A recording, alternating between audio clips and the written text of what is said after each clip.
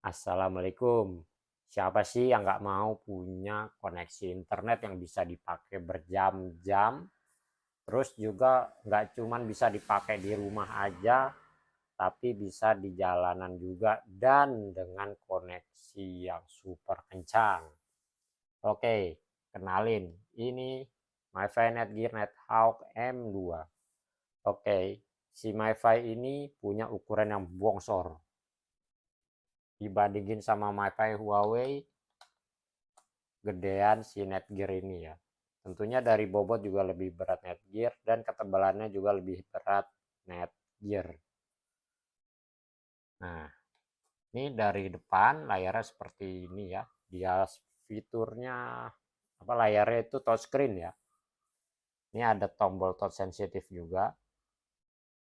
Ya memang pengalaman gue sih menggunakan touchscreen dan touch sensitif di sini tidak seresponsif kalau kita pakai HP lah gitu ya, tapi ini masih berfungsi. Oke, yang menarik adalah MiFi ini mendukung dual band.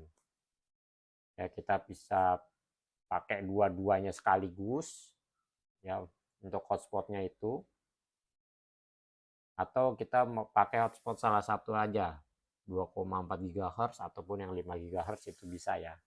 Tentunya untuk kecepatan download lebih mantep yang 5 GHz ya. Kekurangannya adalah nggak semua HP ya, atau ada sebagian HP atau gadget yang lain yang nggak bisa pakai 5 GHz ini ya. Jadi pilih aja sesuai dengan kebutuhan teman-teman gitulah. Terus selanjutnya si MiFi ini mendukung fitur atur-atur tingkat kecerahan. Nih, ada slidernya kayak HP bener. Memang untuk pengalaman gue sendiri sih layarnya ini nggak seterang pakai HP ya. Tapi tetap ini membantu banget ya. Brightness-nya bisa diatur begini. Selanjutnya, MiFi ini juga punya mode standby. Nah, ini supaya baterai kita lebih hemat ya, baterai Netgear-nya itu. Jadi cara kerjanya dia kayak dimatiin dulu data selulernya untuk sementara. Kalau misalkan HP kita itu nggak dipakai untuk internetan ya, tapi connect ke MiFi Netgear ini. Nanti kalau mau dinyalain lagi data selulernya di Netgear-nya itu, tinggal sentuh aja layarnya begini atau pencet tombol-tombol ini. Selanjutnya, MiFi ini juga mendukung mode bypass teman-teman. Jadi cara pakainya tuh tinggal pasangin charger ke Netgear ini ya, dengan keadaan baterainya itu tercabut. Sejauh yang gua nyoba, kalau pakai charger fast charging ya dia aman-aman aja, nggak ada restart restart gitu ya. Tapi kalau pakai charger yang kecil dayanya, misalkan yang 10 watt aja, nah MiFi ini waktu mode bypassnya dia restart restart melulu begitu ya teman-teman. Jadi menurut gua ini enak sih kalau misalkan lagi dipakai di rumah gitu ya, kita nggak perlu baterainya, bisa pakai mode bypass ini. Dan begitu si MiFi ini dihubungin ke charger tanpa baterai gitu ya, pakai mode bypassnya, kita nggak perlu pencet tombol apa-apa lagi, dia bisa langsung menyala gitu aja ya si Netgear-nya itu. Selanjutnya, MiFi ini juga bisa membaca file di flash disk. Jadi caranya adalah hubungkan flash disk dulu ke sini, lalu kita buka aplikasi yang namanya Netgear Mobile. Nah, nanti di situ ada logo folder begitu ya, tinggal dipencet. Nanti file-file yang ada di flash disk itu kelihatan ya, apa aja isinya gitu ya. Terus selanjutnya, Netgear ini bisa dipakai buat buka SMS ya. Jadi nggak harus dari aplikasi Netgear Mobile ya. Kita bisa lihat langsung ya melalui Netgear apa MiFi Netgear ini. Nah, ini ya contohnya seperti ini. Nah, ini SMS dari Telkomsel. Oke. Selain itu kita juga bisa tulis SMS ya di sini. dengan menekan tombol kompos. Nah, ini tadi gua tekan ya tombol komposnya. Nah, ini disediakan juga tombol virtual, tapi nggak ada tombol emoji ataupun autocorrect ya. Sederhana aja seperti ini. Oke, selanjutnya fitur-fitur yang lain ada ya, WPS, terus blokir gadgetnya orang lain supaya nggak pakai Netgear ini, itu bisa juga. Dan ya sebenarnya masih ada lagi lah fitur-fitur yang lain gitu ya, misalkan lock jaringan juga bisa lah di sini, lock di 4G aja gitu ya. Oh iya, MiFi ini juga ada fitur USB tethering. Ini fungsinya supaya kita bisa internetan di laptop menggunakan modem ini dengan mode kabel. Kita bisa pilih ya hotspotnya tuh mau sambil dinyalain apa dimatiin, seperti itulah. Lalu ada juga fitur WiFi range untuk mengatur seberapa jauh jangkauan hotspot kita. Oke, terus gua nih mau cerita tentang pengalaman pemakaiannya lah. Jadi baterai di Netgear ini kapasitasnya di 5000 mAh. Baterainya awet banget. Gue pernah ya ngadain perjalanan dari Tulung Agung, stasiun Tulung Agung ke Bekasi ya. Perjalanan 10 jam dan itu masih ada sisa baterainya. Begitu juga gue juga pernah pakai MiFi ini di tempat yang lain ya, misalkan di pabrik atau di mall. Ya jadi dari pagi sampai sore tuh masih ada sisa baterainya. Gue juga pernah tes ya sampai tengah malam. Gue tungguin MiFi ya sampai mati, ternyata nggak mati-mati ya.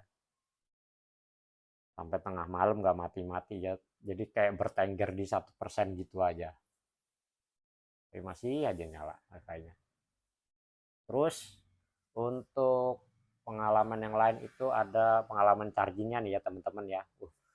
Chargingnya nih lumayan lama, bisa sampai 4 jam dari 0 sampai 100%. Nah untuk persentase sisa baterai ya, yang ini nih yang rada ngaco nih si Netgear ini.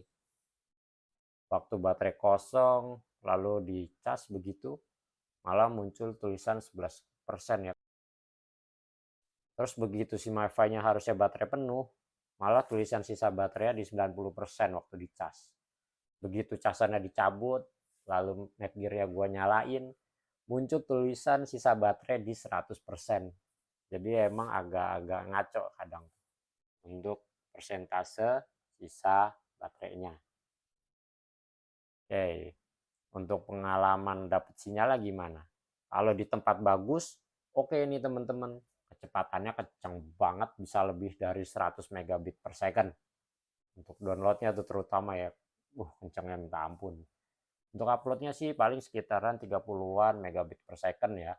Memang jauh lebih rendah kecepatannya dibanding kecepatan downloadnya, tapi kecepatan upload segini tuh lebih mengungguli ya daripada MiFi yang gua pernah review sebelumnya ya. Terus selanjutnya untuk pingnya ini standar sih, sekitar 30-an milisecond lah, atau paling kenceng ya sekitar 20-an milisecond. Jadi untuk ping memang lebih menang WiFi rumahan ya kayak Bisnet ataupun IndiHome gitulah. Kalau di tempat yang lokasi dapat sinyal jelek, wah bahaya pakai Netgear ini. Nggak bisa dipakai internetan serius. Apalagi kalau misalkan pakainya tuh di pabrik yang gedungnya tertutup, itu bener-bener gue nggak bisa pakai sama sekali internetan ya untuk si Netgear ini. Atau lagi di perjalanan di lokasi yang sinyal jelek ya sama juga gitu ya. Lagi main game misalkan ya, tahu-tahu AFK. Jadi emang gue saranin gitu ya kalau di tempat yang lokasinya jelek, memang baiknya pakai HP aja deh, pakai data seluler yang ada di HP gitu. Oh iya, terkait sama dimensinya nih, ini emang gede banget ya. Jadi kalau dimasukin ke tas lempang ya makan tempat gitu ya. Dan bobotnya juga kerasa gitu ya. Bobotnya gue bilang mah kayak bawa HP lah, berat gitu. Oke, itu aja sih yang mau gua sampein ya. Sekarang kita ke kesimpulan aja. Jadi WiFi ini menurut gua secara overall bagus ya untuk pengalaman pemakaiannya, karena memang kenceng banget untuk koneksi internetnya ini, melampaui MiFi yang sebelumnya gua review di channel gua.